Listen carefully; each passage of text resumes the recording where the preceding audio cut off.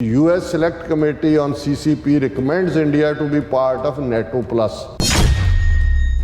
India declines US offer, won't join NATO plus ahead of PM Modi's visit. ਜਿਹੜਾ argument America ਵਾਲੇ ਦੇ ਰਹੇ ਨੇ ਕਿ ਉਹ ਇਹਨਾਂ ਨੂੰ ਕਹਿ ਰਹੇ ਨੇ ਵੀ ਤੁਹਾਡੀ ਔਕਾਤ ਨਹੀਂ ਹੈ ਚੀਨ ਦੇ ਖਿਲਾਫ ਖਲੋਣ ਦੀ। ਜੇ ਤੁਸੀਂ ਨੈਟੋ ਪਲੱਸ ਦਾ ਮੈਂਬਰ ਬਣ ਜਾਂਦੇ ਹੋ ਤੇ ਚੀਨ ਜੇ ਤੁਹਾਡੇ ਤੇ ਹਮਲਾ ਕਰੇਗਾ ਤੇ ਜ਼ਾਹਰ ਹੈ ਨੈਟੋ ਤੁਹਾਡੀ ਮਦਦ ਤੇ ਆਏਗੀ। America's bad bet on India. New Delhi won't side with Washington against Beijing. America ਜਿਹੜਾ ਹੈ ਉਹ ਇੰਡੀਆ ਨੂੰ ਯੂਕਰੇਨ ਬਣਾਉਣਾ ਚਾਹੁੰਦਾ ਹੈ। ਜਿਵੇਂ ਯੂਕਰੇਨ ਰੂਸ ਦੇ ਖਿਲਾਫ ਖੜਾ ਕੀਤਾ, ਉਹਨੂੰ ਰੂਸ ਦੇ ਜਿਹੜਾ ਮਾਰਚ ਹੈ ਉਹਨੂੰ ਚੈੱਕ ਕਰ ਦਿੱਤਾ। ਇਸੇ ਤਰ੍ਹਾਂ ਇੰਡੀਆ ਨੂੰ ਖੜਾ ਕਰਕੇ ਉਹ ਚੀਨ ਨੂੰ ਚੈੱਕ ਕਰਨਾ ਚਾਹੁੰਦੇ ਨੇ। ਕੀ ਇੰਡੀਆ ਦੇ ਵਿੱਚ ਇੰਨਾ ਦਮਖਮ ਹੈ ਕਿ ਇਹ ਚੀਨ ਦੇ ਖਿਲਾਫ ਖਲੋ ਸਕਣ ਦੀ ਹਿੰਮਤ ਰੱਖਦੇ ਨੇ?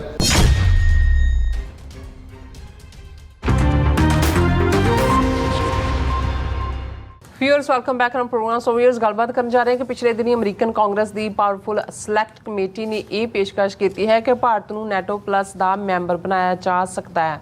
याद रहे नैटो की होंद सोवियत यूनीयन के खिलाफ हुई सी ते हुण नैटो मुल्क यूक्रेन के मुद्दे ते रूस के खिलाफ लड़ रहे हैं। सो बेशक हाल की घड़ी भारत ने इस पेशकश नूं नहीं मन्निया, पर भारत लई रूस ते अमरीका दोनों नूं इक्को वेले खुश रख सकना नामुमकिन है। सो पर यह नीति भारत की आपस हेड़ी है। सो इस बारे कहा जाता है कि आ बैल मुझे मार। सो इस बारे आप गलबात करन जा रहे हैं। सो असीं चाहांगे कि तुसां ने इस तरह बने रहना, देखण सुनने या लिखण लई तुहाडा सब दा बहुत बहुत धन्नवाद जी। डॉक्टर साहब की विचार ने? देखो वैसे तो यह हुंदा है भी अक्सर ਜਿਹੜੇ ਲੋਕ ਸ਼ਰੀਕਾਬਾਜ਼ੀ ਨੂੰ ਆਪਣਾ ਵੱਡਾ ਦੁਸ਼ਮਣ ਸਮਝਦੇ ਸੀ ਔਰ ਅੱਜ ਵੀ ਸਾਡੇ ਕਲਚਰ 'ਚ ਉਸ ਨੂੰ ਕਿਹਾ ਹੀ ਜਾਂਦਾ ਹੈ ਤੇ ਉਹ ਇਸ ਗੱਲ ਤੋਂ ਜਦੋਂ ਮੁੰਡਾ ਜਵਾਨ ਹੋ ਰਿਹਾ ਹੁੰਦਾ ਸੀ 15-16 ਸਾਲ ਦਾ ਤੇ ਉਹਨੂੰ ਰੋਕਦੇ ਸੀ ਕਿ ਵੀ ਸ਼ਰੀਕਾਂ ਦੇ ਨਾ ਜਾਇਆ ਕਰ, ਉਹਨਾਂ ਨਾਲ ਨਾ ਮਿਲਿਆ ਕਰ, ਕਿਉਂਕਿ ਉਹਨਾਂ ਨੂੰ ਹੁੰਦਾ ਸੀ ਵੀ ਇਹਨਾਂ ਨੇ ਇਹਨੂੰ ਕੋਈ ਨਾ ਕੋਈ ਅਮਲ ਲਾ ਦੇਣਾ। ਔਰ ਇੱਕ ਵਾਰੀ ਜਦੋਂ ਲੱਗ ਗਿਆ ਫਿਰ ਉਹ ਹੁੰਦਾ ਕਿ ਵੀ ਇਹ ਅੱਗੇ ਨਾ ਵਧੇ, ਉਹ ਅਮਲ 'ਚ ਹੀ ਫਸ ਫਸਾ ਕੇ ਖਤਮ ਹੋ ਜਾਂਦਾ ਸੀ। ਸੋ ਇਹ ਇੱਕ ਪਾਰਟ ਸੀ ਕਿ ਵੀ ਇਹ ਸ਼ਰੀਕਾਂ ਤੋਂ ਬਚੋ, ਇਹਨਾਂ ਨੇ ਕੋਈ ਨਾ ਕੋਈ ਜਿਹੜਾ ਆਪਣਾ ਉਹਨਾਂ ਦਾ ਅੰਦਾਜ਼ ਹੋਣਾ ਬਦਲਾ ਲੈਣ ਦਾ ਵੀ ਔਰ ਅੱਗੋਂ ਤਰੱਕੀ ਨਾ ਹੋਏ। ਹੁਣ ਇਹ ਠੀਕ ਹੈ ਵੀ ਸੈਕੰਡ ਵਰਲਡ ਵਾਰ ਤੋਂ ਬਾਅਦ ਦੋ ਵੱਡੇ ਬਲਾਕ ਦੁਨੀਆ ਦੇ ਵਿੱਚ ਬਣੇ, ਦੋ ਪਾਵਰ ਸੈਂਟਰ। ਬ੍ਰਿਟਿਸ਼ ਅੰਪਾਇਰ ਦਾ ਜਿਹੜਾ ਸੂਰਜ ਸੀ ਜਿਹੜਾ ਇੱਕ ਜ਼ਮਾਨੇ 'ਚ ਉਸ ਆਰੂਸ ਦੇ ਉੱਤੇ ਸੀ ਜਿਸ ਬਾਰੇ ਕਿਹਾ ਜਾਂਦਾ ਸੀ ਕਿ ਦੁਨੀਆ 'ਚ ਇਹਨਾਂ ਦੇ ਰਾਜ ਕਦੇ ਸੂਰਜ ਛੁਪਦਾ ਨਹੀਂ, ਜਿੱਥੋਂ ਸੂਰਜ ਨਿਕਲਦਾ ਛੁਪਦਾ ਇਹਨਾਂ ਦੀ ਟੈਰੀਟਰੀ ਸੀ। ਪਰ ਜਿਹੜਾ ਆਰੂਸ ਹੁੰਦਾ ਹੈ ਉਹ ਫਿਰ ਜਿਹੜਾ ਹੈ ਉਹ ਸਨਸੈਟ ਵੀ ਹੁੰਦਾ ਹੈ, ਉਹ ਗਰੂਬ ਵੀ ਹੁੰਦਾ ਹੈ। ਇਹਦਾ ਆਪੋਜ਼ਿਟ ਲਫ਼ਜ਼ ਗਰੂਬ ਹੁੰਦਾ, ਡੁੱਬਣਾ। ਉਹ ਡੁੱਬਿਆ ਔਰ ਅਮਰੀਕਾ ਜਿਹੜਾ ਚੁੱਪਚਾਪ ਜਿਹੜਾ 2.5 ਸਦੀਆਂ ਤੋਂ ਆਪਣੀ ਹੋਂਦ 1776 ਸ਼ੁਰੂ ਹੋਈ ਔਰ ਚੁੱਪਚਾਪ ਆਪਣੇ ਲੱਗਾ ਹੋਇਆ ਸੀ। ਸੈਕੰਡ ਵਰਲਡ ਵਾਰ ਨੇ ਉਸ ਨੂੰ ਇੱਕ ਸੁਪਰ ਪਾਵਰ ਬਣਾ ਕੇ ਲਿਆਂਦਾ ਔਰ ਸੋ ਉਸੇ ਤਰ੍ਹਾਂ ਸੋਵੀਅਤ ਯੂਨੀਅਨ ਯੂਰਪ ਦੇ ਵਿੱਚ ਜਰਮਨੀ ਦਾ ਥੱਲੇ ਨੂੰ ਗਿਆ ਗ੍ਰਾਫ, ਜਾਪਾਨ ਦਾ ਥੱਲੇ ਨੂੰ ਗਿਆ। ਜਿਹੜੀਆਂ ਵੱਡੀਆਂ ਪਾਵਰ ਜਾਪਾਨ ਏਸ਼ੀਆ ਦੇ ਵਿੱਚ ਸੀ, ਜਰਮਨੀ ਇਹਦੇ 'ਚ ਸੀ ਔਰ ਇੱਕ ਨਵੀਂ ਦੌੜ ਸ਼ੁਰੂ ਹੋ ਗਈ। ਔਰ ਇਹ ਕੋਈ ਇਹ ਨਹੀਂ ਹੈ ਵੀ ਉਹਨੂੰ ਕੋਈ ਲੰਬਾ ਵਕਤ ਲੱਗਾ। ਈਵਨ ਜਦੋਂ ਯੂਰਪ ਨੂੰ ਹੀ ਡਿਵਾਈਡ ਕਰ ਰਹੀਆਂ ਸੀ ਜੇਤੂ ਫੋਰਸਿਸ, ਈਸਟਰਨ ਯੂਰਪ 'ਚ ਦੇ ਜਿਹੜੇ ਮੁਲਕ ਬਾਅਦ ਦੇ ਵਿੱਚ ਚੈਕੋਸਲੋਵਾਕੀਆ, ਹੰਗਰੀ, ਪੋਲੈਂਡ, ਰੋਮਾਨੀਆ, ਇਹ ਸਾਰੇ ਜਿਹੜੇ ਰਸ਼ੀਅਨ ਬਲਾਕ 'ਚ ਗਏ ਜਾਂ ਈਸਟ ਜਰਮਨੀ ਨੂੰ ਡਿਵਾਈਡ ਕਰ ਦਿੱਤਾ ਗਿਆ। ਉਹ ਤੇ ਜਦੋਂ ਉਹਨਾਂ ਦੀ ਕੈਪੀਟਲ ਬਰਲਿਨ ਦੇ ਵਿੱਚ ਹੀ ਸੋਵੀਅਤ ਔਰ ਇਹ ਆਮੋ ਸਾਹਮਣੇ ਹੋ ਗਏ ਸੀ ਤਾਂ ਕਿੰਨੀ ਦੇਰ ਤਾਂ ਇਹ ਜਿਹੜਾ ਉਹ ਰੌਲਾ ਖੜਾ ਹੋ ਗਿਆ ਸੀ ਆਪਸ। ਬਰਲਿਨ ਵਾਲ ਤੋਂ ਬਾਅਦ 'ਚ ਟੁੱਟੀ ਜਦੋਂ ਕਿ ਜਿਹਨੂੰ ਆਇਰਨ ਕਰਟਨ ਕਿਹਾ ਸੀ ਉਸਨੇ, ਚਰਚਲ ਨੇ ਔਰ ਬਾਅਦ ਦੇ ਵਿੱਚ ਇਹਨੇ ਰੂਜ਼ਾਵੈਲਟ ਨੇ ਰੀਗਨ ਦੇ ਵੇਲੇ ਉਸ ਦਾ ਖਾਤਮਾ ਹੋਇਆ। ਲੇਕਿਨ ਉਸ ਤੋਂ ਬਾਅਦ ਦੁਨੀਆ ਜਿਹੜੀ ਹੈ ਉਹ ਬਾਈਪੋਲਰ ਹੋ ਕੇ ਦੋ ਧਰੁਵਾਂ 'ਚ ਦੁਨੀਆ ਦੇ ਅੱਧੇ ਕੁ ਮੁਲਕ ਸੋਵੀਅਤ ਯੂਨੀਅਨ ਦੇ ਖਾਤੇ 'ਚ ਭੁਗਤ ਰਹੇ ਸੀ, ਅੱਧੇ ਇੱਕ ਹਿੱਸਾ ਵੱਡਾ ਇੱਧਰ ਭੁਗਤ ਰਿਹਾ ਸੀ। ਲੇਕਿਨ ਭਾਰਤ ਵਰਗੇ ਮੁਲਕ ਜਿਹੜੇ ਨਵੇਂ ਕਾਲੋਨੀਜ਼ ਚੋਂ ਆਜ਼ਾਦ ਹੋ ਕੇ ਮੁਲਕ ਬਣੇ ਸੀ ਔਰ ਇਸੇ ਤਰ੍ਹਾਂ ਕਿਉਂਕਿ ਸੈਕੰਡ ਵਰਲਡ ਵਾਰ ਤੋਂ ਬਾਅਦ ਨਵੀਂ ਮੈਪ ਮੇਕਿੰਗ ਹੋਈ ਮਿਡਲ ਈਸਟ 'ਚ ਤਾਂ ਫਸਟ ਵਰਲਡ ਵਾਰ ਤੋਂ ਬਾਅਦ ਹੀ ਹੋ ਗਈ ਸੀ, ਜਦੋਂ ਕਿ ਆਟੋਮੈਨ ਐਮਪਾਇਰ ਟੁੱਟਿਆ ਔਰ ਕਈ ਮੁਲਕ ਬਣੇ। ਔਰ ਉਹ ਜਿਹੜੇ ਨਵੇਂ ਨਿਕਲੇ ਉਹਨਾਂ 'ਚੋਂ ਇੱਕ ਵੱਡੇ ਤਬਕੇ ਨੇ ਜਿਨ੍ਹਾਂ ਦੀ ਅਗਵਾਈ ਭਾਰਤ ਕਰ ਰਿਹਾ ਸੀ।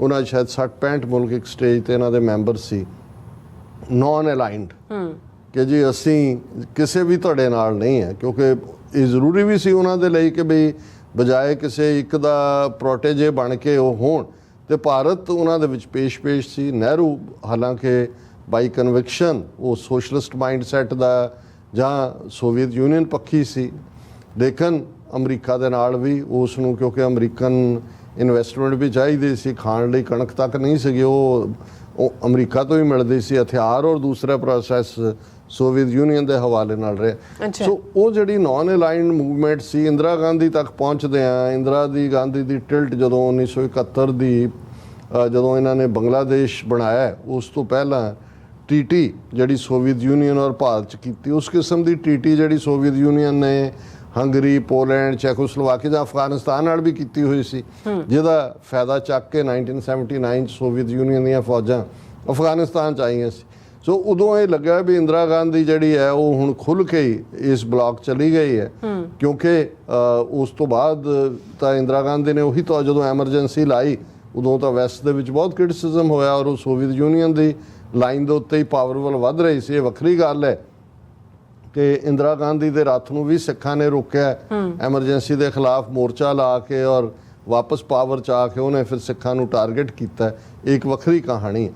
ਲੇਕਿਨ ਇਸ ਸਾਰੇ ਪੀਰੀਅਡ 'ਚ ਜਿਹੜੀ ਟਿਲਟ ਜਾ ਰਹੀ ਸੀ ਸੋਵੀਅਤ ਯੂਨੀਅਨ ਵੱਲ, ਉਸ ਨੂੰ ਥੋੜ੍ਹਾ ਜਿਹਾ ਬੈਕ ਗੇਅਰ ਲੱਗਦਾ ਰਾਜੀਵ ਗਾਂਧੀ ਦੇ ਪੀਰੀਅਡ ਥੋੜ੍ਹਾ ਜਿਹਾ, ਕਿਉਂਕਿ IT ਸੈਕਟਰ ਆ ਗਿਆ ਔਰ ਉਹਦੇ 'ਚ। ਲੇਕਿਨ 91-92 ਤੱਕ ਪਹੁੰਚਦੇ ਆ ਜਦੋਂ ਹਾਲ ਇੰਡੀਆ ਦੀ ਇਕੋਨਮੀ ਦਾ ਇਹ ਹੋ ਗਿਆ ਕਿ ਵਰਸਟ ਡੈਟਰ ਇੰਡੀਆ ਬਣ ਗਿਆ ਬ੍ਰਾਜ਼ੀਲ ਔਰ ਮੈਕਸੀਕੋ ਤੋਂ ਬਾਅਦ, ਔਰ ਆਪਣਾ IMF ਦਾ ਜੋ ਹਾਲ ਅੱਜ ਪਾਕਿਸਤਾਨ ਦਾ ਹੋ ਰਿਹਾ, ਕਰਜ਼ਾ ਚੁਕਾਉਣ ਦੇ ਲਈ ਕਿੰਨੇ ਟਨ ਸੋਨਾ ਚੰਦਰ ਸ਼ੇਖਰ ਪ੍ਰਾਈਮ ਮਿਨਿਸਟਰ ਸੀ, ਉਹਨਾਂ ਨੂੰ ਫਲਾਈ ਕਰਕੇ ਲੰਡਨ ਲਿਆਣਾ ਪਿਆ ਤੇ ਮੋੜਿਆ। ਉਦੋਂ ਨਰਸਿਮਹਾ ਰਾਓ ਪ੍ਰਾਈਮ ਮਿਨਿਸਟਰ ਬਣ ਗਿਆ ਔਰ ਉਹਨਾਂ ਨੇ ਇਹ ਦੇਖਿਆ ਕਿ ਭਾਈ ਇਹ ਤਾਂ ਬਿਲਕੁਲ ਡੁੱਬਾਂਗੇ, ਹਾਲ ਸਾਡਾ ਯੂਗੋਸਲਾਵੀਆ ਔਰ ਸੋਵੀਅਤ ਯੂਨੀਅਨ ਦੇ ਟੁੱਟਣ ਵਾਂਗ ਜਾ ਰਿਹਾ ਹੈ। ਫਿਰ ਅਮਰੀਕਾ ਦਾ ਦਬਾਅ ਬਣ ਗਿਆ।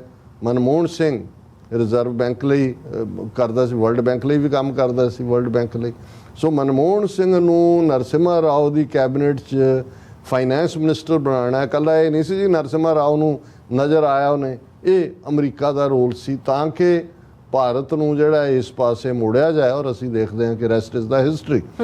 ਫਾਈਨੈਂਸ਼ੀਅਲ ਰਿਫਾਰਮਸ ਦੇ ਨਾਂ ਥੱਲੇ ਬਾਹਰਲੀਆਂ ਕੰਪਨੀਆਂ ਦੀਆਂ ਮਲਟੀ ਕਾਰਪੋਰੇਟ ਅਮਰੀਕਾ ਦੀ ਪਹੁੰਚ ਭਾਰਤ 'ਚ ਹੋਈ, ਔਰ ਜਿਹੜਾ ਭਾਰਤ ਹੁਣ ਤੱਕ ਕਈ ਟੁਕੜੇ ਹੋ ਚੁੱਕੇ ਹੋਣਾ ਸੀ, ਉਹਨੂੰ ਜੇ 20-25 ਸਾਲ ਲੀਜ਼ ਆਫ ਲਾਈਫ ਦਿੱਤੇ ਤੇ ਉਹ ਮਨਮੋਹਨ ਸਿੰਘ ਪੀਰੀਅਡ 'ਚ ਦਿੱਤੇ, ਔਰ ਅਮਰੀਕਾ ਦੀ ਬਦੌਲਤ, ਔਰ ਉਹਦੇ ਥੱਲੇ ਉਹਨਾਂ ਦੀ ਇਕੋਨਮੀ ਵਾਪਸ, ਔਰ ਇੱਕ ਸਟੇਜ ਤੇ ਉਹਨਾਂ ਦਾ ਫੋਰਨ ਐਕਸਚੇਂਜ ਰਿਜ਼ਰਵ ਜਿਹੜਾ ਉਹ $8-9 ਬਿਲੀਅਨ ਤੋਂ ਜ਼ਿਆਦਾ ਨਹੀਂ ਸੀ, ਜਿਹੜਾ ਹੁਣ ਮੇਰਾ ਖਿਆਲ ਹੈ $300 ਬਿਲੀਅਨ ਦੇ ਨੇੜੇ ਤੇੜੇ ਹੋਏਗਾ, ਔਰ ਇਕੋਨਮੀ ਵੀ ਉਸ ਪੀਰੀਅਡ 'ਚ ਜਿਹੜੀ ਹੈ ਉਹ ਫਿਰ ਉਹ ਜਿਹੜਾ ਰਿਫਾਰਮ ਦੇ ਨਾਂ ਥੱਲੇ ਇਨਫੈਕਟ ਇਨਫਲਕਸ ਹੋਇਆ ਉਹ ਬਰਾਬਰ ਜਾਰੀ। ਔਰ ਇੱਧਰ ਵੀ ਹਾਲਾਂ ਮਨਮੋਹਨ ਸਿੰਘ ਨੇ ਇਹਦੇ ਬਾਵਜੂਦ ਕਿ ਅਮਰੀਕਾ ਦੇ ਪ੍ਰਭਾਵ ਥੱਲੇ, ਔਰ ਜਦੋਂ ਇੰਡੋ-US ਨਿਊਕਲੀਅਰ ਟ੍ਰੀਟੀ ਹੋਈ ਉਦੋਂ ਤੱਕ ਇਹ ਜ਼ਾਹਰ ਸੀ ਕਿ ਇੰਡੀਆ ਜਿਹੜਾ ਹੈ ਉਹ ਅਮਰੀਕਾ ਵੱਲ ਸ਼ਿਫਟ ਕਰ ਗਿਆ, ਲੇਕਿਨ ਫਿਰ ਵੀ ਉਹਨੇ ਕਦੇ ਵੀ ਇਸ ਕਿਸਮ ਦਾ ਚਾਈਨਾ ਦੇ ਖਿਲਾਫ ਉਹਨਾਂ ਨੇ ਆਪਣਾ ਬੈਲੈਂਸ ਰੱਖਿਆ। ਉਹ ਵਾਜਪਾਈ ਦੀ ਸਰਕਾਰ ਨੇ ਵੀ 1998 'ਚ, ਉਸ ਤੋਂ ਪਹਿਲਾਂ ਐਜ਼ ਏ ਫੋਰਨ ਮਿਨਿਸਟਰ ਵੀ ਉਹ ਚਾਈਨਾ 'ਚ ਗਿਆ ਸੀ, ਲੇਟਰ ਔਨ ਵੀ। ਮੋਦੀ 2014 'ਚ ਇੱਕ ਪਾਸੇ ਮੇਰਾ ਖਿਆਲ ਹੈ ਘੱਟੋ ਘੱਟ 18 ਵਿਜ਼ਿਟਸ ਮੋਦੀ ਦੀਆਂ ਨੇ, ਜਦੋਂ ਇਹ ਚੀਫ ਮਿਨਿਸਟਰ ਵੀ ਸੀ ਗੁਜਰਾਤ ਦਾ, ਚਾਈਨਾ ਵੀ ਗਿਆ। ਪਰ ਐਸਾ ਹੁਣ ਅੱਜ ਜਦੋਂ ਅਸੀਂ ਅੰਬਾਨੀ, ਅਡਾਨੀ, ਖਾਸ ਤੌਰ ਤੇ ਅਡਾਨੀ ਟੱਬਰ ਜਿਹਨੂੰ ਬਿਲਡ ਕੀਤਾ ਹੈ, ਜਿਹਨੂੰ ਉਹਨੇ ਸਤਪਾਲ ਮਲਿਕ ਨੇ ਕਿਹਾ ਇਹਦੇ ਮੋਦੀ ਦੇ ਹੀ ਪੈਸੇ ਨੇ, ਔਰ ਇਹਨੇ ਬਿਲਕੁਲ ਉਸ ਕਿਸਮ ਦਾ ਐਂਟਾਈ ਚਾਈਨਾ ਇਸ ਪੀਰੀਅਡ ਦੇ ਵਿੱਚ ਚਾਈਨਾ ਐਜ਼ ਇਕਨੋਮਿਕਲ ਪਾਵਰ ਐਮਰਜ ਹੋਇਆ। ਰਸ਼ੀਆ ਛੋਟਾ ਭਰਾ ਬਣ ਗਿਆ ਚਾਈਨਾ ਦਾ, ਯੂਕਰੇਨ ਵਾਰ ਨੇ ਹੋਰ ਵੀ ਚਾਈਨਾ ਰਸ਼ੀਆ ਨੂੰ ਨੇੜੇ ਲਿਆਂਦਾ। ਔਰ ਇੰਡੀਆ ਨੇ ਆਪਣੀ ਜਿਹੜੀ ਨਿਊਟਰੈਲਿਟੀ ਇੱਕ ਪਾਸੇ ਇੰਟਰਨੈਸ਼ਨਲ ਲੈਵਲ ਤੇ ਤਾਂ ਉਹ ਹੁਣ they are struggling very hard ਕਿ ਰਸ਼ੀਆ ਔਰ ਅਮਰੀਕਾ 'ਚ ਬੈਲੈਂਸ ਕਿਵੇਂ ਰੱਖਣ, ਕਿਉਂਕਿ ਯੂਕਰੇਨ ਦੇ ਉੱਤੇ ਹਮਲੇ ਤੋਂ ਬਾਅਦ ਪ੍ਰੈਸ਼ਰ ਹੈ। ਫਿਰ ਜਿਵੇਂ ਕਰੂਡ ਆਇਲ ਲੈ ਰਹੇ ਨੇ, ਪ੍ਰੋਡਕਟ ਬਣਾ ਕੇ ਯੂਰਪ 'ਚ ਵੇਚ ਰਹੇ ਨੇ, ਉਹਦੇ ਤੇ ਹੈ ਪ੍ਰੈਸ਼ਰ। ਔਰ ਹੁਣ ਕਿਉਂਕਿ ਅਮਰੀਕਾ ਨੇ ਦੇਖ ਲਿਆ ਕਿ ਵੀ ਇਹਨਾਂ ਨੇ ਤਾਂ ਬੇਟ ਫਸਾਇਆ ਸੀ, ਮੱਛੀ ਜਿਹੜੀ ਹੈ ਉਹ, ਔਰ ਖਿੱਚ ਲਿਆ ਨਾਲ ਹੀ ਉਹਦੇ 'ਚ ਜਿਹੜਾ ਉਸ ਦੇ ਵਿੱਚ ਉਹਨਾਂ ਨੂੰ ਸੀ। ਹੁਣ ਮੋਦੀ ਨੇ ਆਉਣਾ, special invitation, white house dinner 22 ਜੂਨ ਦਾ ਡਿਨਰ ਹੈ, ਹੋਏਗਾ ਸ਼ਾਇਦ ਪਹਿਲਾਂ, ਕਿੰਨੀ ਉਹਦੇ ਅਜੇ ਮਾਈਨਿਊਟ ਡਿਟੇਲਸ ਨਹੀਂ ਆਈਆਂ ਜੀ। ਹੁਣ ਉਸ ਤੋਂ ਪਹਿਲਾਂ ਜਿਹੜਾ ਅਮਰੀਕਾ ਦਾ ਨੈਸ਼ਨਲ ਸਿਕਿਉਰਿਟੀ ਐਡਵਾਈਜ਼ਰ ਹੈ ਜੈਕ ਸਲੀਵਾਨ, ਉਹ 13-14 ਜੂਨ ਨੂੰ ਭਾਰਤ ਦੇ ਵਿੱਚ ਹੈ। ਹੁਣ ਇਸ ਸਾਰੇ ਦੇ ਚੱਲਦਿਆਂ ਇਹ ਸੀ ਕਿ ਵੀ ਇਹ ਕੀ ਡਿਸਕਸ ਹੋਏਗਾ, ਇਹ ਕੀ ਦੇਣਗੇ, ਉਹ ਕਿਹਦੇ ਬਾਇਰ ਨੇ, ਔਰ ਇਹ ਸਾਹਮਣੇ ਆ ਗਿਆ ਵੀ ਅਮਰੀਕਾ ਜਿਹੜਾ ਹੈ ਉਹ ਇੰਡੀਆ ਨੂੰ, ਔਰ ਮੈਂ ਤਾਂ ਇਸ ਗੱਲ ਨੂੰ ਬੜੀ ਪਹਿਲਾਂ ਤੋਂ ਹੀ ਕਿਹਾ, ਪਹਿਲੇ ਦਿਨ ਤੋਂ ਹੀ, ਕਿ ਅਮਰੀਕਾ ਜਿਹੜਾ ਹੈ ਉਹ ਇੰਡੀਆ ਨੂੰ ਯੂਕਰੇਨ ਬਣਾਉਣਾ ਚਾਹੁੰਦਾ ਹੈ। ਜਿਵੇਂ ਯੂਕਰੇਨ ਰੂਸ ਦੇ ਖਿਲਾਫ ਖੜਾ ਕੀਤਾ, ਉਹਨੂੰ ਰੂਸ ਦੇ ਜਿਹੜਾ ਮਾਰਚ ਹੈ ਉਹਨੂੰ ਚੈੱਕ ਕਰ ਦਿੱਤਾ, ਇਸੇ ਤਰ੍ਹਾਂ ਇੰਡੀਆ ਨੂੰ ਖੜਾ ਕਰਕੇ ਉਹ ਚੀਨ ਨੂੰ ਚੈੱਕ ਕਰਨਾ ਚਾਹੁੰਦੇ ਨੇ। ਪਰ ਕੀ ਯੂਕਰੇਨੀਅਨ ਤਾਂ ਲੜ ਰਹੇ ਨੇ ਆਪਣੀ ਉਹਨਾਂ ਨੇ ਹੁਣ 2 ਪਿੰਡ ਹੋਰ ਵਾਪਸ ਲੈ ਲਏ, ਪਰ ਕੀ ਇੰਡੀਆ ਦੇ ਵਿੱਚ ਇੰਨਾ ਦਮਖਮ ਹੈ ਕਿ ਇਹ ਚੀਨ ਦੇ ਖਿਲਾਫ ਖਲੋ ਸਕਣ ਦੀ ਹਿੰਮਤ ਰੱਖਦੇ ਨੇ? ਔਰ ਕੀ ਕਦੇ ਖਲੋਣਗੇ ਵੀ, ਜਿਹਨਾਂ ਨੇ ਜੁੱਤੀਆਂ ਖੁਦ ਖਾਧੀਆਂ 20 ਜੂਨ ਗਲਵਾਨ ਔਰ ਪੈਪਸੋਂਗ ਔਰ ਦੂਜੇ ਤੀਜੇ ਜਿਹੜੇ ਨੇ ਡੈਪਸੋਂਗ, ਉਸ ਤੋਂ ਪਹਿਲਾਂ ਡੋਕਲਾਮ, ਭੂਟਾਨ ਵੀ ਚੀਨ ਦੇ ਉਸ ਦੇ ਵਿੱਚ ਚਲਾ ਗਿਆ। ਹੁਣ ਇਹਨੂੰ ਲੈ ਕੇ ਇੱਕ ਹੋਰ ਉਹਨਾਂ ਨੇ ਜਿਹੜਾ ਸ਼ਿਕਾਰ ਸੁੱਟਿਆ ਇੰਡੀਆ ਦੇ ਸਾਹਮਣੇ, ਉਹਨੂੰ ਕਰਨ ਲਈ ਐਨ ਕੁਝ ਦਿਨ ਪਹਿਲਾਂ ਜਿਹੜੀ ਇਹਨਾਂ ਦੀ US ਸਿਲੈਕਟ ਕਮੇਟੀ ਹੈ ਔਰ CCP ਦੇ ਉੱਤੇ, ਚਾਈਨੀਜ਼ ਕਮਿਊਨਿਸਟ ਪਾਰਟੀ ਤੇ, ਉਹਨਾਂ ਨੇ ਆਫਰ ਕੀਤਾ, ਔਰ ਇਹ ਖਬਰ ਮੇਨਲੀ ਲੱਗੀ ਸਾਰੇ ਪਾਸੇ ਮਈ 27 ਨੂੰ ਕਿ US select committee on CCP recommends India to be part of NATO plus. ਹੁਣ ਨੈਟੋ ਕੀ ਹੈ? North Atlantic Treaty Organisation. ਇਹ ਜਦੋਂ ਸੋਵੀਅਤ ਯੂਨੀਅਨ ਦਾ ਪ੍ਰਭਾਵ ਈਸਟਰਨ ਯੂਰਪ 'ਚ ਆ ਗਿਆ ਤਾਂ ਉਹਨੂੰ ਘੇਰਨ ਦੇ ਲਈ ਅਮਰੀਕਾ ਨੇ ਇਹ ਨਾਰਥ ਐਟਲਾਂਟਿਕ ਟ੍ਰੀਟੀ ਆਰਗੇਨਾਈਜੇਸ਼ਨਸ ਦੀ ਬਾਡੀ ਬਣਾਈ, ਔਰ ਉਹੀ ਨੈਟੋ ਹੁਣ ਜਿਹੜੀ ਹੈ ਯੂਕਰੇਨ ਦੇ ਨਾਲ ਖੜੀ ਹੈ ਅਮਰੀਕਾ ਦੇ ਬਿਡ ਦੇ ਉੱਤੇ ਰੂਸ ਨੂੰ ਘੇਰਨ ਦੇ ਲਈ। ਪਰ ਕੱਲਾ ਨੈਟੋ ਨੂੰ ਉੱਥੇ ਤੱਕ ਨਹੀਂ ਰੱਖਿਆ ਅਮਰੀਕਾ ਨੇ, ਕਿਉਂਕਿ ਨਾਰਥ ਐਟਲਾਂਟਿਕ ਹੈ। ਹੁਣ ਉਹ ਮੁਲਕ ਜਿਹੜੇ ਐਟਲਾਂਟਿਕ ਓਸ਼ਨ ਦੇ ਨੇੜੇ ਤੇੜੇ ਨਹੀਂ ਨੇ, ਉਹ ਭਾਵੇਂ ਏਸ਼ੀਆ 'ਚ ਨੇ ਜਾਂ ਅਫਰੀਕਾ 'ਚ ਨੇ, ਕਿਤੇ ਹੋਰ ਨੇ, ਇਹਨਾਂ ਨੇ ਉਹਨਾਂ ਨੂੰ ਵੀ, ਤਾਂ ਕਿ ਸੋਵੀਅਤ ਯੂਨੀਅਨ ਤੋਂ ਔਰ ਅੱਜ ਦੇ ਰਸ਼ੀਆ ਤੋਂ ਦੂਰ ਰੱਖਣ ਲਈ, ਉਹਨਾਂ ਨੇ 5 ਮੈਂਬਰ ਨੈਟੋ ਪਲੱਸ ਦੇ ਵੀ ਬਣਾਏ, ਜਿਨ੍ਹਾਂ ਦੇ ਵਿੱਚ ਆਸਟ੍ਰੇਲੀਆ, ਨਿਊਜ਼ੀਲੈਂਡ, ਜਾਪਾਨ, ਇਜ਼ਰਾਈਲ ਤੇ ਸਾਊਥ ਕੋਰੀਆ ਇਹਨਾਂ ਦੇ ਹੀ ਪ੍ਰਭਾਵ ਵਾਲੇ ਨੇ। ਹੁਣ ਇਹ ਜਿਹੜੀ ਸਿਲੈਕਟ ਕਮੇਟੀ ਹੈ, ਉਹਨਾਂ ਨੇ ਆਫਰ ਕੀਤਾ ਇੰਡੀਆ ਨੂੰ ਐਨ ਮੋਦੀ ਦੀ ਵਿਜ਼ਿਟ ਤੋਂ ਪਹਿਲਾਂ, ਔਰ ਜੈਕ ਸਲਵਾਨ ਜਦੋਂ ਉੱਥੇ ਜਾ ਕੇ ਬੈਠੇ ਕਿ ਇੰਡੀਆ ਨੂੰ ਉਹ ਨੈਟੋ ਪਲੱਸ ਦਾ ਮੈਂਬਰ ਬਣਾਉਣਾ ਚਾਹੁੰਦੇ ਨੇ, ਪੇਸ਼ਕਸ਼ ਕੀਤੀ ਹੈ ਕਿ ਆ ਜਾਓ ਨੈਟੋ ਪਲੱਸ ਦਾ ਮੈਂਬਰ ਬਣੋ। ਹੁਣ ਇਹ ਭਾਰਤ ਜਿਸ ਪਾਸੇ ਵੱਲ ਖਿੱਚਿਆ ਜਾ ਰਿਹਾ, ਮੈਂ ਵਕਤ ਦੇਖ ਰਿਹਾ ਲੰਬੇ 'ਚ ਮੈਂ ਨਹੀਂ ਜਾਵਾਂਗਾ, ਔਰ ਹਾਲਾਂਕਿ ਭਾਰਤ ਨੇ ਆਊਟਰਾਈਟ ਇਸ ਨੂੰ ਨਹੀਂ ਮੰਨਿਆ। India declines US offer, won't join NATO plus ahead of PM Modi's visit. ਹੁਣ ਇਹਨਾਂ ਨੂੰ ਵੀ ਇਹ ਲੱਗਦਾ ਵੀ ਇਹ ਤਾਂ ਬਿਲਕੁਲ ਹੀ ਰਸ਼ੀਆ ਮਾਰੇਗਾ ਚਪੇੜ, ਕਿ ਤੁਸੀਂ ਨੈਟੋ ਦਾ ਤਾਂ ਕਾਨਸੈਪਟ ਹੀ ਅਗੇਂਸਟ ਰਸ਼ੀਆ ਹੈ, ਤੇ ਉਹਨਾਂ ਨੂੰ ਵੀ ਪਤਾ ਹੈ ਵੀ ਚਾਈਨਾ ਦੇ ਬਰਾਬਰ ਅਸੀਂ ਕਿੱਥੇ ਜਾ ਕੇ ਖਲੋਣਾ। ਪਰ ਜਿਹੜਾ ਆਰਗੂਮੈਂਟ ਅਮਰੀਕਾ ਵਾਲੇ ਦੇ ਰਹੇ ਨੇ ਕਿ ਉਹ ਇਹਨਾਂ ਨੂੰ ਕਹਿ ਰਹੇ ਨੇ ਵੀ ਤੁਹਾਡੀ ਔਕਾਤ ਨਹੀਂ ਹੈ ਚੀਨ ਦੇ ਖਿਲਾਫ ਖਲੋਣ ਦੀ, ਜੇ ਤੁਸੀਂ ਨੈਟੋ ਪਲੱਸ ਦਾ ਮੈਂਬਰ ਬਣ ਜਾਂਦੇ ਹੋ ਤੇ ਚੀਨ ਜੇ ਤੁਹਾਡੇ ਤੇ ਹਮਲਾ ਕਰੇਗਾ ਤੇ ਜ਼ਾਹਰ ਹੈ ਨੈਟੋ ਤੁਹਾਡੀ ਮਦਦ ਤੇ ਆਏਗੀ। ਉਹ ਅਮਰੀਕਾ ਦੀ ਮਦਦ ਤੇ ਅੱਗੇ ਕਿੰਨੇ ਕੁ ਜਿੱਤੇ ਨੇ ਔਰ ਕਿੰਨਾ ਕੁ ਦੂਜੇ, ਵੱਖਰੀ ਕਹਾਣੀ ਹੈ। ਔਰ ਇਹ ਆਰਗੂਮੈਂਟ ਜਿਹੜਾ, ਪਰ ਇੰਡੀਆ ਨੇ ਕਿਹਾ ਕਿ ਜੀ ਅਸੀਂ ਜਿਹੜਾ ਉਹ ਬਿਲਕੁਲ ਅਸੀਂ ਆਪਣੀ ਸਮਰੱਥਾ ਰੱਖਦੇ ਹਾਂ ਔਰ ਅਸੀਂ ਇਹਦੇ ਮੈਂਬਰ ਨਹੀਂ ਬਣਾਂਗੇ। ਪਰ ਇਸ ਸਾਰੇ ਚੋਂ ਅਸੀਂ ਜਿਹੜਾ ਦਾ US believes that India should join NATO in order to safeguard its boundaries from neighboring China and to strengthen global security against Chinese aggression in Indo-Pacific region। ਕਿ ਬਈ ਇਹਨੂੰ ਪ੍ਰੋਟੈਕਟ ਕਰਨ ਲਈ ਫਿਰ ਇਹ ਜਿਹੜੇ ਨੈਟੋ ਪਲੱਸ ਨੇ ਇਹ ਆਪਸ ਦੇ ਵਿੱਚ ਇੰਟੈਲੀਜੈਂਸ ਸ਼ੇਅਰ ਕਰਦੇ ਨੇ, ਹੋਰ ਕਰਦੇ ਨੇ। ਸੋ ਜਿਵੇਂ ਤੁਸੀਂ ਕਿਹਾ ਕਨਕਲੂਜਨ ਦੇ ਵਿੱਚ ਕਿ ਇਹ ਜਿਹੜੀ ਨੀਤੀ ਆਲਰੇਡੀ ਚੱਲ ਰਹੀ ਸੀ ਪਿਛਲੀਆਂ ਸਰਕਾਰਾਂ ਦੀ, ਇਨਕਲੂਡਿੰਗ ਵਾਜਪਾਈ ਦੀ, ਜੇ ਉਹਨੂੰ ਇਹ ਰੱਖਦੇ ਤਾਂ ਫਿਰ ਇਹ ਸਿਚੁਏਸ਼ਨ ਨਹੀਂ ਸੀ ਆਣੀ। ਹੁਣ ਅਮਰੀਕਾ ਉਸ ਪਾਸੇ ਵੱਧ ਰਿਹਾ, ਔਰ ਇਹ ਗੱਲ ਮੇਰੀ ਨਹੀਂ ਹੈ, ਇੱਕ ਇਹਨਾਂ ਦਾ ਐਸ਼ਲੀ ਟੈਲਿਸ ਜਿਹੜਾ ਉਹ ਥਿੰਕ ਟੈਂਕ 'ਚ ਰਿਹਾ, ਵਾਸ਼ਿੰਗਟਨ ਦੇ ਅੱਡ ਬੜਾ ਪ੍ਰੋ ਇੰਡੀਆ ਰਿਹਾ, ਪਰ ਉਹਨੂੰ ਵੀ ਹੁਣੇ ਲੱਗਣ ਲੱਗ ਗਿਆ ਵੀ ਇੱਕ ਪਾਸੇ ਅਮਰੀਕਾ ਜਿੰਨੀਆਂ ਤਵੱਕੋ ਕਰ ਰਿਹਾ ਇੰਡੀਆ ਤੋਂ ਕੁਝ ਨਹੀਂ ਹੋਣਾ। ਉਹਦਾ ਇੱਕ ਆਰਟੀਕਲ ਜਿਹੜਾ ਫੋਰਨ ਅਫੇਅਰਸ ਦੇ ਵਿੱਚ ਲੱਗਾ ਹੈ, America's bad bet on India, new Delhi won't side with Washington against Beijing.